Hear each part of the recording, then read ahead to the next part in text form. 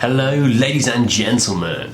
Welcome to the third workshop of the London Mayor's Entrepreneurship Programme. So, we've already been through understanding the entrepreneurial mindset, what it takes to solve problems, to ideate, create cool stuff. And then we looked at customers.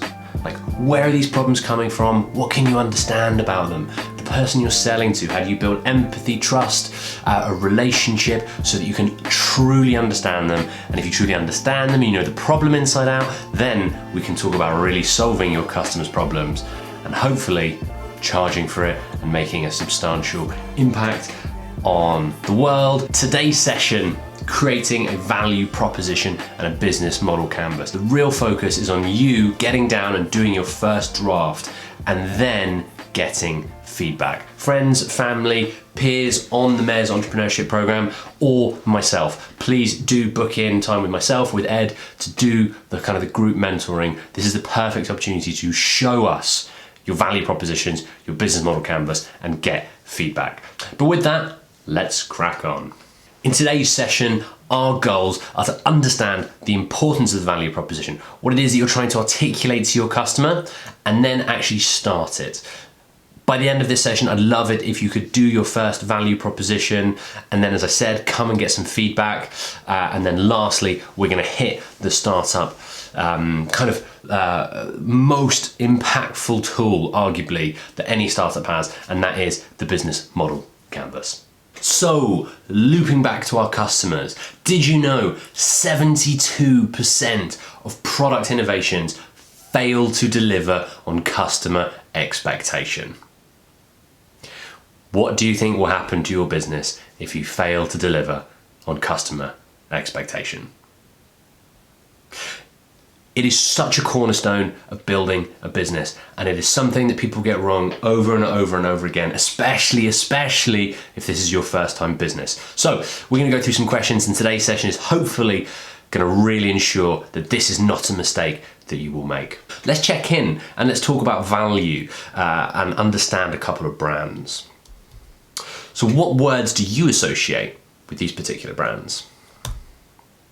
Volvo, safety. Right? It's not speed, it's not elegance, safety. And that's what they're going for. Classpass, flexibility. It's about being able to attend any gym in the world and go to any class and just slot right in your convenience. Convenience requires flexibility. DuckDuckGo. Well, it's like Google, but anonymous. Slack, any ideas? Productivity. Simple. The reason why we start with this in today's session is because successful products and businesses, their value is absolutely synonymous with their brand. When you achieve this moment, it is a sign that your customers adore what you do and how you do it. And often as well, when you're getting it right, they understand the why you're doing it. So let's take a little look into one of my favorite companies for a fantastic example. The Apple brand revolution.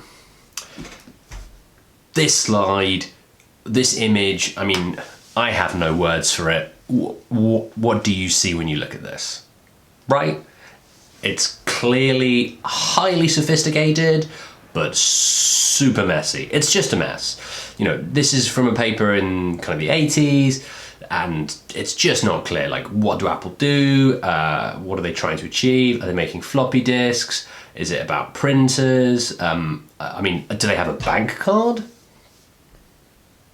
Unclear. For those of you who don't know, it's a fascinating story of trials and tribulations, Steve Jobs' rise, his fall, and then his rise once again.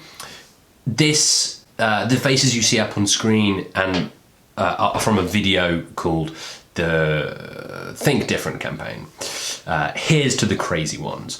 This is a spectacular 1-minute advert. It's on the Miro board, or you can just Google Here's to the Crazy Ones or Think Different Apple, and it will come up on YouTube. I really encourage you, pause me, give this a quick watch, and come back, because I'm going to talk about it. The reason why I mention it is because it was an absolute game changer in changing how you feel about the company. Take a moment, think about it. What do you associate with that advert? Right, you back?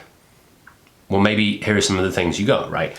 Innovative, emotional, dare to change, like adventurous, creative, inspiring, humbling, rewarding, spine tingling, like association of just greatness, right? These are all remarkable ways to associate and feel about a brand, the value that you think the brand can deliver. And then they started building products that made you feel all of those things. So for any of you who spotted some of the people in that video, we've got it ranges from Albert Einstein to Dylan to Martin Luther King, Richard Branson, John Lennon, Thomas Edison, Muhammad Ali, Maria Callas. It's a long list. It's awesome. It's really, really awesome. So again, we're talking about this now to get you understanding about what value is and how people feel about your business, your brand, your products. So this brings us to our value proposition. What is it?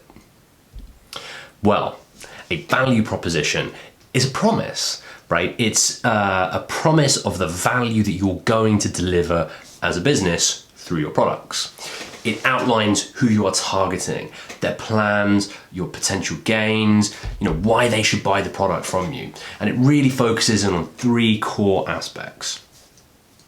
Number 1, it explains how your product is going to solve, my problem, your customer's problem. Like, how's it going to improve my life? So it's relevant. Then it has quantified value, specific deliverables, benefits, right? And we say quantified, these means things that you can measure, right? Tangible things. And then we get to differentiation. Number 3, tell the ideal customer why they think they should buy from you and not me or whoever else is in the marketplace. Your USP, what makes you different? Sounds simple, right? So then, what makes a great value proposition? Well, think about that Apple advert, right? It has to give you that sense of awesomeness. It's clear, like you're filled with a sense of certainty that something is being created that's just wonderful. And if you're not kind of sure what reaction you want your customer to have, you need to get back to the drawing board and ask them, like, how do you want to feel engaging with a product that solves this problem you have, right? Don't ask them, how are you going to feel with a perfect cup? Talk about what's the problem you're facing, what kind of solutions you've investigated, what would you like to hear from, what would you like to associate with this product, how would it make you feel, how would it change your life, what kind of behaviors, etc. This is what you're looking for. So let's analyze a value proposition to kind of go through what could make it really great. First up, we have a structure. We use this over and over and over and over again because it's so impactful, it's so simple, it's so clear. You don't have to use this, but it's a great starting point. So we serve the target customer, blank. The person, the people you're looking for. If you write down everybody, you're not trying very hard. Sure, Apple can sell to everybody. Airbnb is for anyone who might want to travel in the world, aka everybody. But that's not where they started. That's not their focus. It just so happens they've then grown to such a wonderfully huge level, they can now say everyone is their target customer. You cannot start with everyone as your target customer. I want to hear 16 to 18-year-olds, middle-aged, high income, affluent, aspirational women. 80 to whatever it might be, right? Be specific. So we serve the target customer who have a certain need. And this is the difficult bit that people struggle with. Don't say, 16 to 18-year-olds who want education. Is that a need? Well, the clue's in the title. If you use the word want, it's not a need, right? What 16 to 18-year-olds might actually need is the foundation skills upon which to build that career, right? Drill into that. What they lack, perhaps, are the skills necessary to build their career. Confidence or whatever else it might be. So then you, instead of just saying, we serve young people who want education, we serve 16 to 18-year-olds who have been kicked out of school and lack the confidence necessary to succeed in life? Which one's more powerful? So really focus on the needs. This is one of the hardest bits. And if you're not sure, go back and talk to your customers. You're going to sense a theme here. I apologize, but not really, because it's really valuable. So, R blank, product, service name. Be descriptive, be clear. Is it an app? Is it an online tool? Is it something super sophisticated or super easy to hold, whatever? Paint a picture, make it clear to me. If you can't build it and show me. And then describe it. It is what does it do? And then we get to the last bit, that key point of differentiation. Drive home benefits here, not features. Don't tell me it's shiny and it's, the perfect size and whatever. Tell me, like, instead of shiny, it's like, it makes me feel great, right? It makes me feel better than everybody else who uses similar products. Or like, it's more comfortable, right? It's more affordable. So this is our value proposition. Nice and clean, nice and simple. Looks simple, it's harder to do. And it takes time, it takes refinement. So please don't panic, please don't worry. But please try draft 1, 2, 3, 4, 5, 6. Show it to your friends, show it to your family, show it to peers on the program.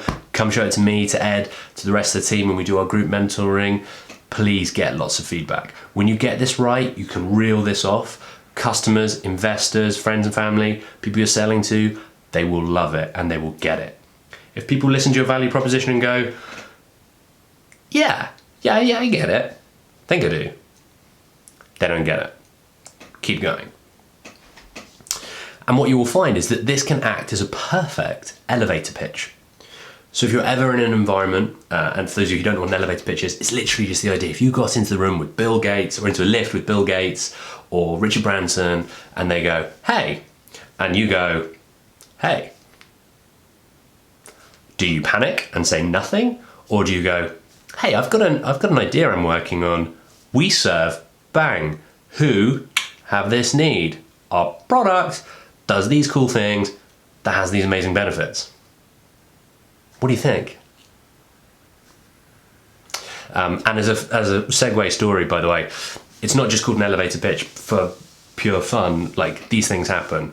And I once had a client who we were talking about practicing their presentation skills quite a lot. They were super busy. They weren't doing it. They literally got into a lift with Richard Branson at Davos. They froze. You got to know this stuff. It is game changing. So with that, let's do an example. So Cedar Signs is a business that we know really well through the King's Accelerator. And on top of that, they've got a fantastic value proposition for a fantastic business. And we've talked about the business a little bit before. If you weren't in the sessions, please go watch some of the videos. But basically, it is a cancer detection business. Complicated, so how can we talk about this in a way that makes sense? Well, we're going to go back to our value proposition. So here goes. And I've got it in front of me, and I'm going to read it. Cedar Signs serves GPs who struggle to catch early stage signs of cancer. Their intuitive AI-powered app gives GPs the expert tools to predict the most likely cancers and also referral guidelines to give them actionable next steps to support the patient. Their app helps save time, money, and potentially hundreds of thousands of lives by catching the signs of cancer 30% earlier than existing solutions. What do we think? I think that's a pretty good value proposition. Let's go through it. First up, we have GPs. Ultra clear. There's a certain number of GPs in the UK. I'd expect them to know how many that is if I was talking to them. And then thinking about it more globally, great, which countries are you going to go to next? Happy days, good conversation later. But for now, just talking GPs. What's the problem they're facing? Well, they struggle to catch early stage signs of cancer. Very, very clear. If you had data there, you might sneak in, of which, 84% admit it's incredibly difficult to catch early stage signs, or 73% of early stage cancers are missed. If you had that kind of information, put it in. If you can't get it, don't panic. This is perfectly great without it. What have they created? An intuitive AI-powered app. Really, really clear. So what they've actually done here is they've snuck in some of their product features in that description. So instead of just going, their app gives GPs, right? That's a bit clean and simple. This is much better. Their intuitive AI-powered app gives GPs expert tools. What does it do and achieve? Predicts cancers and next steps. Boom. And then we get straight into features and benefits, and they lead with benefits. Save time, save money, and save lives. That is a really powerful combination. We speak to a lot of people in the kind of the healthcare world who say, I think I've got a really cool product, I think we're going to save lives, but who's going to buy it? How do you translate this into benefits? Now you might think the NHS has no budget, right? There's no money. This is what we always hear in the news. The NHS budget is $134 billion per year. If you're going to save them time, money, and hundreds of thousands of lives, they can afford your product. So, absolutely fantastic value proposition, and this is the outcome of the value proposition canvas. So this is what we're going to get to. Okay, I'm going to switch over to Miro now, because if you weren't in the session, we did an example of Airbnb where we got you into groups working on their value proposition. And what we're going to do here is have a little look at group 4 from the final workshop we did. And what you can see here is that they've actually broken it down into 2 value propositions. The reason for this is because they are a marketplace solution. They have 2 very distinct customers on either side. And for the business to succeed, they need both. As a general guideline, if you're looking at building a business like this, the way to do this, because it's tough getting 2 sets of customers at the same time, you go all in on one and you do everything you can to get a ton of them in for free or really low cost, and then you start selling to the other side because you have demand by having half the customer segment there. It's not easy. There's a lot of really great resources for this online. A lot of businesses look like this. The other way they got there is presumably they did the value proposition and realized it was really difficult to fit in the 2 customers. Also a good conclusion to reach. So with that, let's take a look. Airbnb's value proposition. We serve backpackers, very clear, very specific, I like that, who can't afford traditional expensive hotels. That's great. Clear problem. Can't afford something. That's always a very, very clear problem. Our online platform, simple, clear, connects those with extra space to those looking for accommodation. Great. That offer simple, affordable, trustworthy, and varied accommodation. Nice. That's a really good value proposition. The only way to perhaps improve that would be, when I see simple, affordable, trustworthy, affordable is a great benefit. Always, always, always. Especially when you start by saying something's really expensive, our solution's affordable, right? Mirrored perfectly. Simple, I prefer easy to use, and varied accommodation. That's a good benefit. You could maybe strengthen it by saying like homely accommodation, right? Because that was the other big perk of Airbnb when they started. It was like, who cares about boring old stuffy expensive hotels when you can have exciting beautiful houses well designed by people who actually live in them and they're warm and lovely, right? So the way you refine this is, guess what? Speaking to your customers. They will tell you all the language that they want to hear. Intentionally or otherwise, they will tell you, utilize it, put it in your value proposition. It takes time to get a really amazing value proposition, so don't be put off if your first one you think is a bit naff. Right, and then they've done the second one we've got over here, which is we serve those living with extra space, great, who need additional income, who can't afford school for their kids or whatever. They need extra money. Our online platform markets and handles bookings and payments, great, for short-term renting of this additional space that provides homeowners with additional income stream. Great, really, really strong. Again, only ways to really strengthen that, emphasize the safety, the simplicity, ease of use. Great, really, really great job to group 4. And well done to everyone who's come to the workshops and gone through the Airbnb example. So with that, let's head back to the slides. And now I'm going to introduce you to the value proposition canvas. So your value proposition is your outcome that you're going to create. The value proposition canvas is like your messy ideation board to put down all of your ideas and what's in your customer's head onto some paper and then turn it into your value proposition. So as a reminder, all of you have access to the Miro board. Please use Miro. You can create, all these resources are on there already. You can create your own board. You just need to pop your name against it, put some post-it notes on, go to town, go crazy, and then we can review them and give you some really good feedback as well. So let's go through this value proposition canvas. The great value proposition really, they really effectively explain the needs, the wants, and the fears. What you're doing is showing the product features and experience that then provide that benefit that your customers need. It's a map, it's a journey, it's an experience, it's a tool to help you really get to grips with what your customer needs and give you focus. There are so many businesses out there that are so busy and doing so much, but they have no idea what they need to do to really be a success. The value proposition and then subsequently later the business model canvas keep you focused. I'm going to walk you through the example of filling out your first ever canvas, and we're going to use it to the example of Joan, our lovely elderly grandmother who lives in a cabin. First up, just to give you a bit more detail on the canvas then, we've got at the top, underneath customer, their wants. These tend to be emotional drivers. I want to feel great, or I want to feel included, I want to feel whatever. Fears. I hate the idea of being alone. I'm afraid of being alone, right? And then what does that mean? Actually, I'm afraid of dying alone, right? I'm afraid no one will speak to me ever again, right? I'm afraid that the entire world is going to pass me by. I can't ever use technology. Go deep on the fears, because these are a really powerful emotive topic for your customer. And if you don't think about your customer's fears, then how can you care about them and relate to them? Then we get to needs. What are the rational drivers, right? Can't afford food, or whatever it might be. And then you've got the hidden needs in there as well. And then at the bottom we have substitutes. That is, what are they kind of already using? Again, another example I've used plenty of times is, imagine I'm having back pains while I'm working, I'm hunched over, uncomfortable.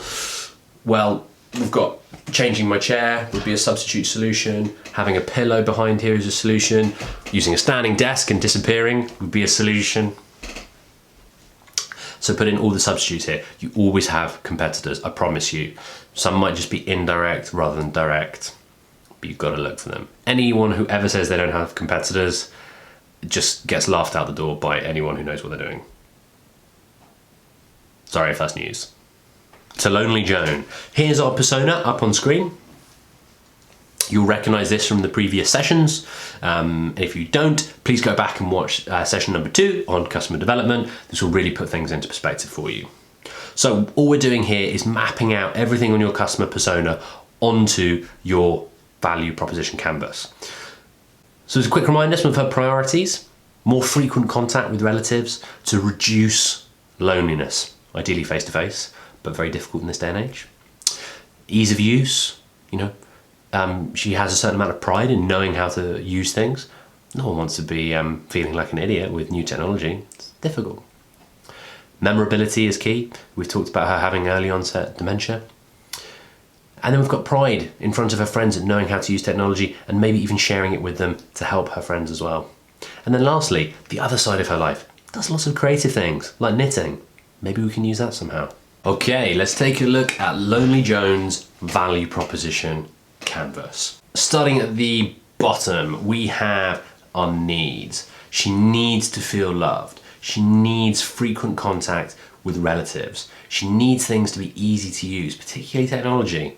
And linked to that, she needs that memorability. And then on top, we've got our wants, right? Not the needs, the wants. Creativity, pride, recognition, these are great drivers. And then on the fears, we have loneliness and that embarrassment of forgetting and not knowing how to use something. If she feels that way about a product that you give her, she's going to feel awful and she's never going to want to pick it up again. So it's incredibly important to understand and analyze these. And then of course we have our substitutions. At the moment you have Skype, you have Zoom, and a host of other kind of things that you can do on people's phones.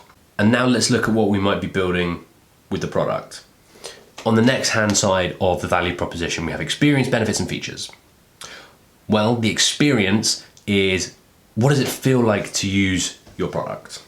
If I'm drinking my tea out of this, what does it feel like? Well, it's great. Sturdy, it's nice, it's well made, like fits in my hand well, like everything feels great about it. I feel like if I drop it, it won't break. It's a good experience. It's nice to drink out of. I enjoy it. That's my experience. Benefits, it's big, it's sizable, looks nice, happy, right? Features, the design is its feature, right? The shapes, the colors, features. The fact that I think it looks nice, or it makes me look great, like in my office one day, then the benefit is that I feel great or I look great with it, right? So always draw the line and understand the difference between benefits and features. And then the experience is how I'm engaging with it. What do I do with it? Do I leave it on my desk all the time? Do I dishwash it? If I'm going to put it in the dishwasher and it's not dishwasher proof, this isn't going to last long. So again, you want to understand how people are using your products even before you're starting to create them. And then a really brilliant tool for mapping this out on another level of depth before you bring it up here is to go to mapping user need against potential feature ideas. So you can build your value proposition whilst you're building your business. You don't have to have this perfect finished product. In fact, you should know now you rarely ever have this perfect finished product ahead of you. So you map those needs against potential features. So up on screen, right, we have pride and recognition, right?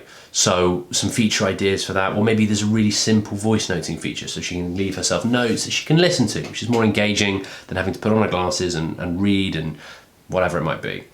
And then we have saving portfolio of creative work, right? That tees up against her need to be creative. Cool. Then let's go back to our key need, frequent contact with relatives.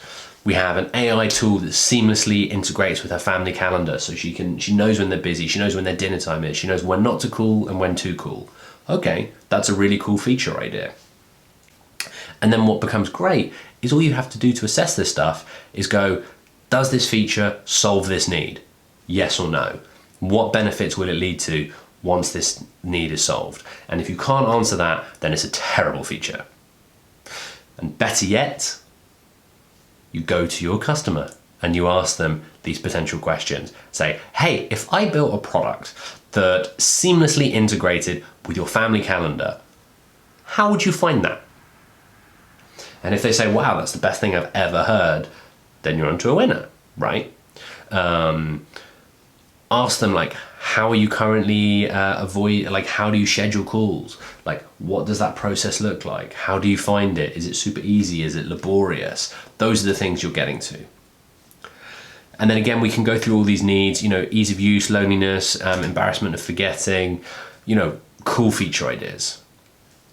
Are you going to build all 7 of these feature ideas on your first iteration of your product? No, you're not.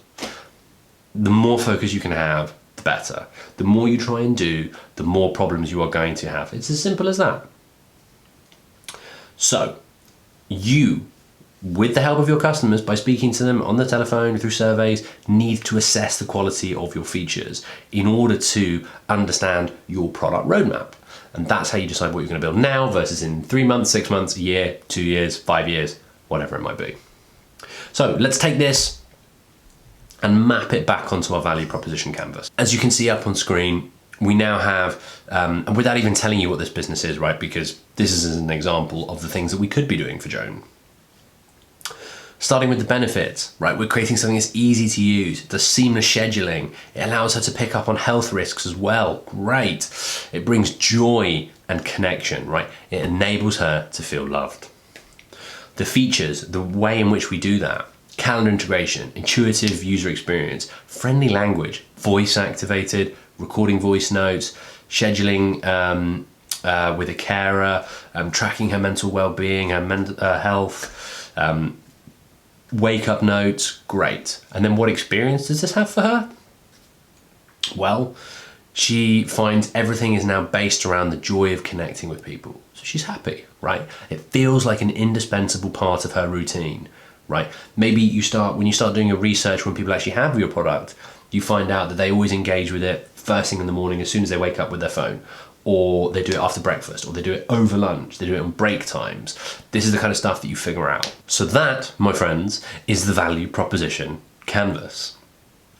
It looks like a super easy tool, and realistically it is an easy tool to use, and it's certainly very beneficial for you.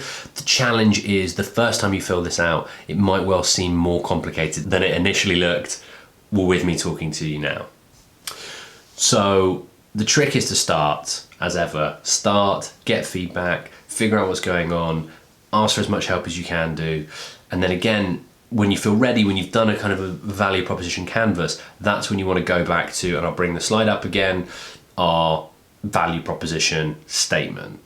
It then becomes a bit of a symbiotic relationship. You'll do one and then maybe you get stuck and you go back to the canvas and start editing, playing around things, changing your priorities of needs, benefits, and then you come back to the value proposition. And then maybe you start telling people the value proposition and getting feedback from them. Maybe it's you show and bring your canvases to some of the group sessions.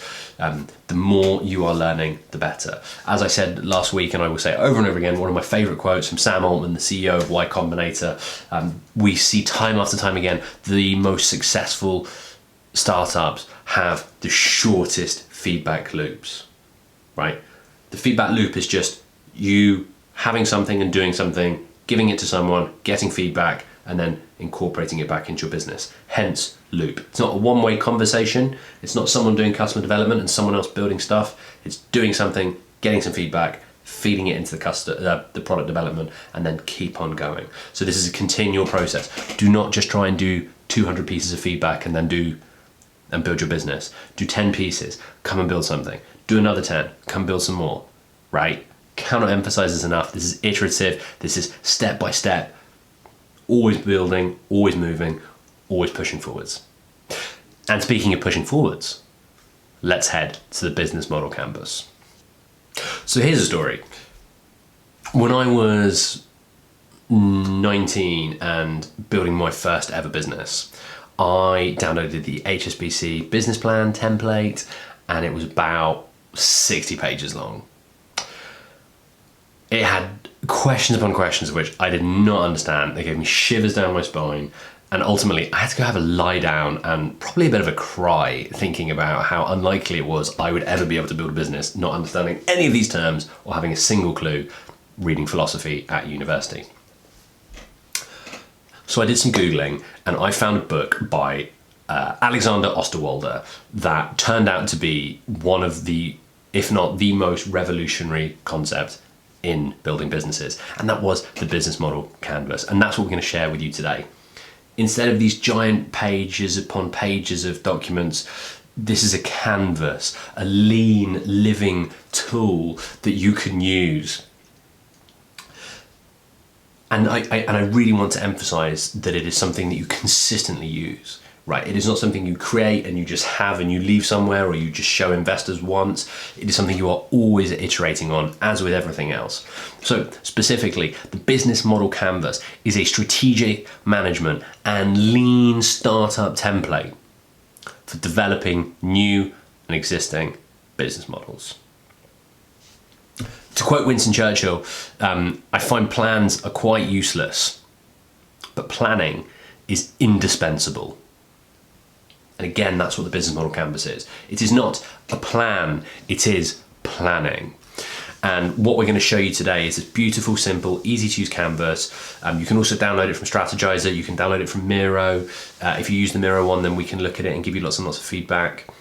And it will prompt questions. It will ask you things that you don't know about your business. And whilst that might seem scary, it's really powerful, because then you start unlocking known unknowns. And that is just something that you know you don't know. And that's really powerful because it's a lot better than the unknown. The unknown can slap you sideways at any time. Known unknowns are things that you just know you're going to figure out with help from mentors, from asking advice from your peers, or getting on Google. Simple as that. So the other big quote I'm going to give you, which I absolutely love, by Jack Welch, is that in real life, strategy is actually really very straightforward. You pick a general direction and implement like hell. And if you want to see how successful Jack Welch was, feel free to have a little Google after the session. The reason why I say this is also because one of the number one reasons that startups fail is because you get stuck in your head. You have a dream about what your ultimate business looks like, but you don't go out and talk to your customers. You don't go out and start selling something, even when what you have to sell is actually a bit rubbish at first, right? When you iterate and you grow, then you start making huge amounts of progress. So let's dive into the business model canvas. The way I'm going to do this is I'm going to show you the full canvas, a really bare bones, simple version, and I'm going to walk you through it in terms of 3 clear sections. Number 1, creating value. And right away, what you'll see here is you'll recognize that in the very center is the value proposition. This is your starting point for the business model canvas. So again, we want to make sure you do the value proposition canvas first, plug it in here with your value proposition, and then away we go. Moving to the right of the board, we have customer relationships and we have channels. Easy to mistake the two because there is a lot of overlap, but they are distinct. Number 1, customer relationships. How are you actually talking to your customer? Like, where are you talking to me? How am I having a relationship with you? Am I calling you? Am I on the phone? Like, am I texting you? Am I on a chat bot? Am I in store? Is it actually through a reseller and I'm speaking to them? Those are your customer relationships. The channels is specifically how are you selling to them and where are you selling to them? So again, you would say stores if you are in stores. You know, you'll be selling on your own website perhaps, or maybe it's eBay, whatever that might be. But it doesn't necessarily mean you have a customer relationship with them on the same way. So please see the similarities, but draw the distinction. Don't worry about getting this stuff wrong. Google it, right? And ask for help. Again, the point is that you are starting and you are already ahead of the game. Then on the final edge, we get customer segments. You might have heard this terminology before. This is literally who is it that you're speaking to? Specific groups of people, right? 16 to 18-year-olds is not going to behave the same way as 35 to 40-year-olds, as an example. 2 distinct customer segments. So let's go through the example, and no surprises here. I'm going to use Apple kind of a couple of years ago to give the example of how they were growing, because right now, again, you would say customer segments, everybody buys Apple, but we'll come to that. So up on screen, value proposition, making products that should be more than a collection of features, right? Think back to that advert we watched earlier today, right? That inspiring feeling. Our products are the experience. Easy to use, they're beautiful, and they improve the lives of our customer. You might even say improve the lives of our customer exponentially, or challenge the status quo. All part of their Apple value proposition. And not that they've released this publicly, but it would be something like this. Their customer relationships. You've got the in-store assistants who come up to you and say hi. Then you've got the Genius Bar, online support, phone support, chat support, etc., etc. The channels. Well, the Apple stores themselves, then you've got the Apple Store online, the App Store itself, Apple Music, the big underground adverts, right? That's how I engage with an advert and I see it and I think, oh my God, yeah, I want to buy Apple. But it doesn't mean I have a relationship with Apple through an advert. And then we get to customer segments. Certainly Apple in the noughties, right? They weren't the big, ubiquitous, super popular company they are now, right? People joked you only bought Macs if you were a designer and you didn't want to do anything serious. Look how that paid out. They nailed that side of the customer market so well. The style-conscious designers, young people, the education, non-computer owners, non-tech savvy users, affluent aspirational products and people. They did that so well. They created a fan base of people who loved them, who raved about them. You know, people joked, oh, you're an Apple fanboy. Oh, well, I won't take your opinion seriously. Except they did. Because eventually you start listening when everybody who owns a product says, yeah, oh my God, I would never buy a Dell or an Acer. Like, you buy Apple. And then they started creating more and more products that fit together, that enticed in customers on every level. And then you become a ubiquitous giant. Please, to all of you, focus on your first 10 customers, right? And before you even do that, focus on your first 2, 3, etc. and make sure they adore your product. All of your first customers should be raving customers, because a referral from them is infinitely more powerful than you going up to any other individual cold, cold as in no introduction, no warning, no relationship, and saying, hey, you want to buy my mug? So this is the creating value section. The next section is how you deliver value. So really simply, we have activities. What does your business do? Resources. How do you actually make those things happen? And partners, who helps make those things happen. So key activities. What does Apple do? Product design, sales, marketing, the Genius Bar appointments, the whole of their supply chain management. A huge activity. You've also got hiring people, managing people, leading people, the whole operations of your business. Resources. Who's actually getting this done? How do you get it done? Staff, finances, running the Apple stores themselves. Like, the stores themselves are a resource because people come there and you use them for inventory storage, etc. Key partners. People in this case who can help you amplify your brand and get it out into more people's hands. Or indeed, in the case of like Verizon, O2, Vodafone, it was literally, we can't deliver this product without a partner.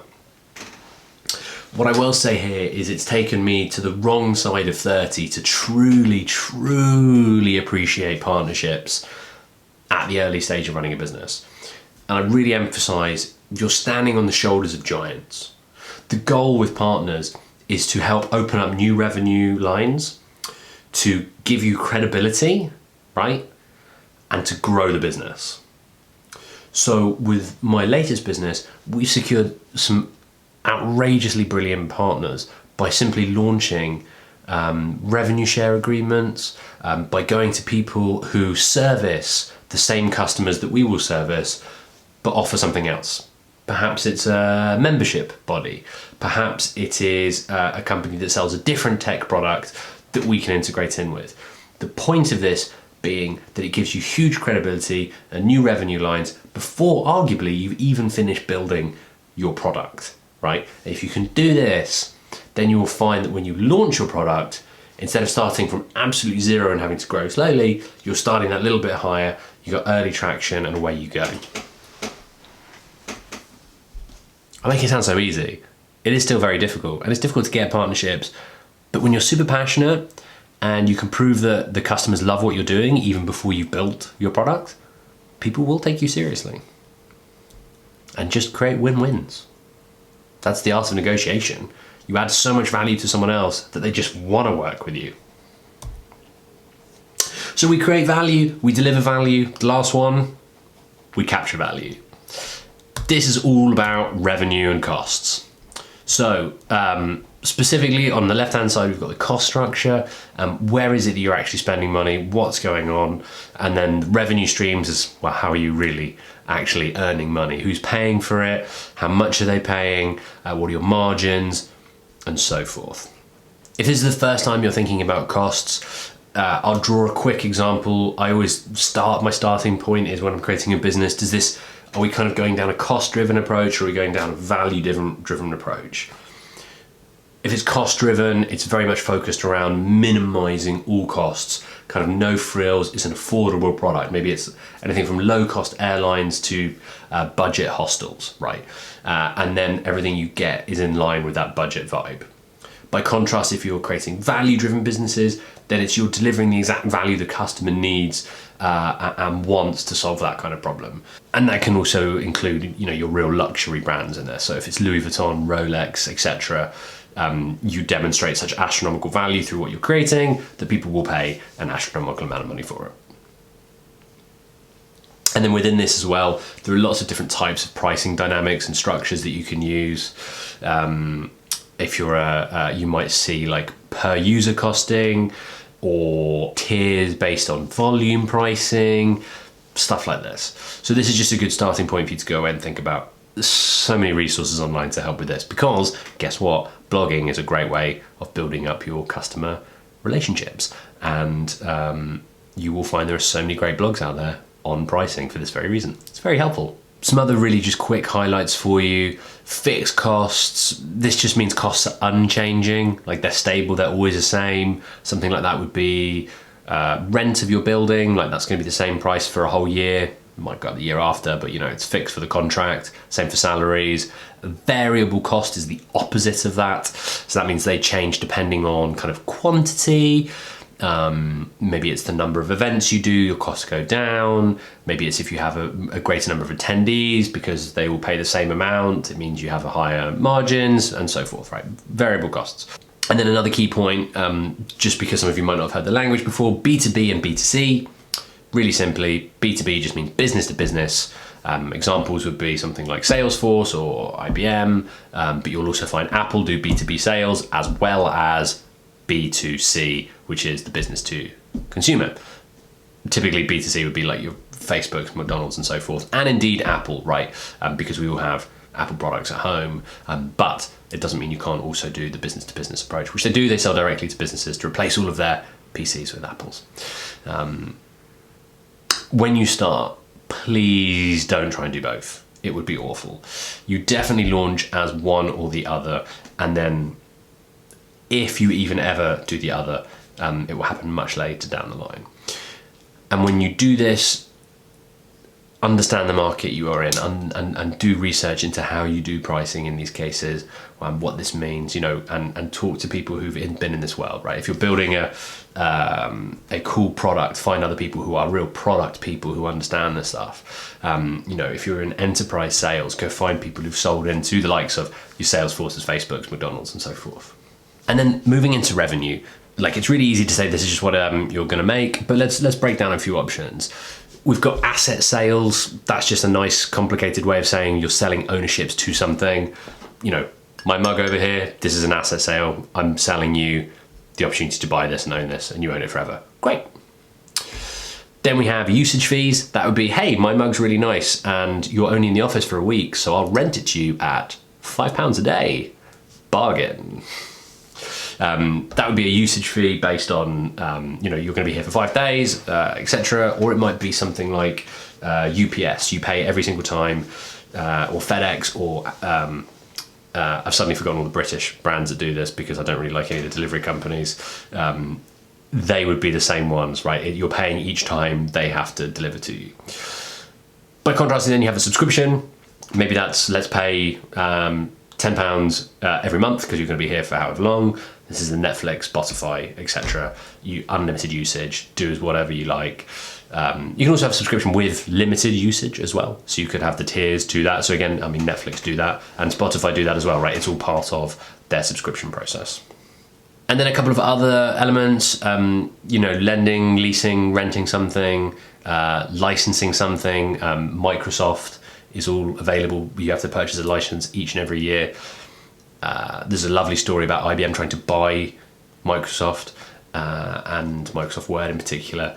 If they had done that, it would have changed the entire game of the 20th century. Bill Gates was a very smart man to license it instead. We've got stuff like brokerage fees, revenue generated from an intermediate service between two parties. So that would be someone selling a house for a commission. And then of course you've got advertising. So placing products or placing product ads for fees, right? And that's what Facebook is built on, right? As a B2C business operating on advertising. Same for Google. And then to wrap things up with our Apple example, on our cost structure, looking at the broad spectrum, we've got your outsourcing, manufacturing, staffing, advertising, shipping, lithium batteries. You've got to open your supply chain up totally and figure out every element where there's going to be costs, right? Website fees, and please don't forget yourself. Please cost up yourself. Don't say, well, at least I cost nothing, I'm free. You're not free. Put a price on what put a value on your work into this. Otherwise it could be really easy to think, yeah, I've worked on this for a year for free. Well, you've also worked on this for a year where you haven't been earning money doing something else. And then our revenue streams, it's the hardware sales, iPhone, iMacs, MacBooks, accessories, AirPods, whatever. But then we also have the App Store sales, music sales. They make some good revenue. And then lastly on this section, if you are building a social business, You might be thinking, oh, this canvas doesn't quite feel right for me. And you would be correct. There is a social business model canvas. And that looks like this.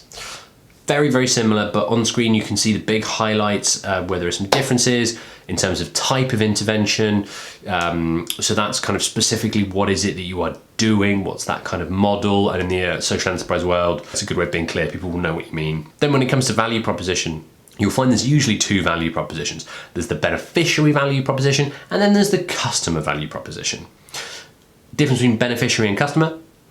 Customer is the person paying for a product, the beneficiary is someone receiving it.